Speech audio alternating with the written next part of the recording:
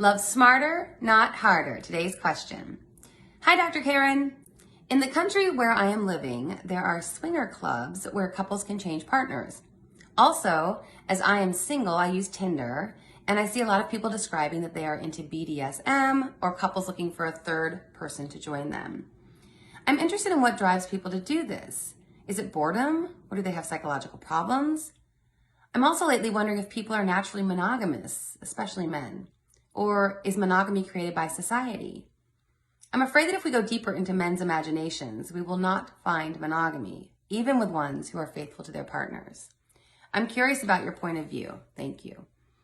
So this is not something that I know a whole lot about. I'm sure there are psychologists doing research on this type of stuff, but it's not something that I've seen a lot of, and I haven't really looked into that kind of research. So you just asked for my opinion, so I'll give it. I did come across one study recently that suggested that women will put up with friends with benefits, hoping that eventually that will be a legit partnership. And they'll also include or be open to threesomes. Again, hoping that if they do that, then they'll get the guy to commit to them, which I think is kind of a backwards way of hoping for or looking for commitment and trying to achieve commitment.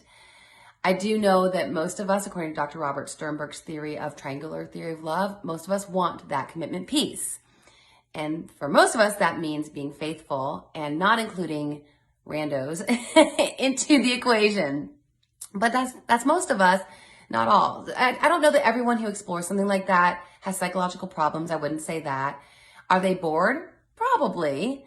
I did talk with Dan about this because I thought getting the male perspective, especially because you asked specifically about men and monogamy. And he said, now granted, you guys might be like, well, he's your husband. He better say what you wanted to say. Okay, fair. That's fair.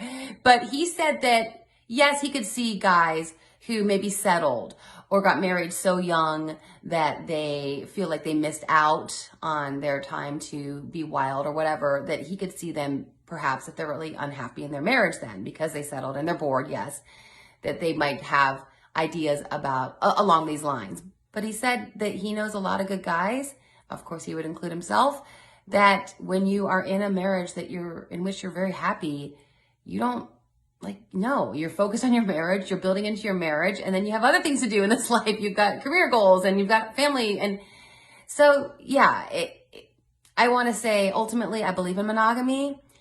I mean, is it created by society? Maybe, but I don't think that means that it doesn't work for humans. I mean, a lot of what we do as humans is we rise above our base instincts and urges. That's called society and civilization.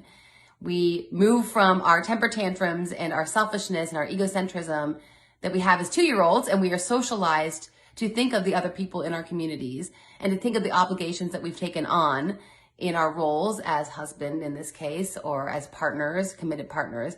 And so, yeah, we can rise above maybe those instincts and those urges because we know that there's a greater good for our partner, for society, and for ourselves. So I hope that helps.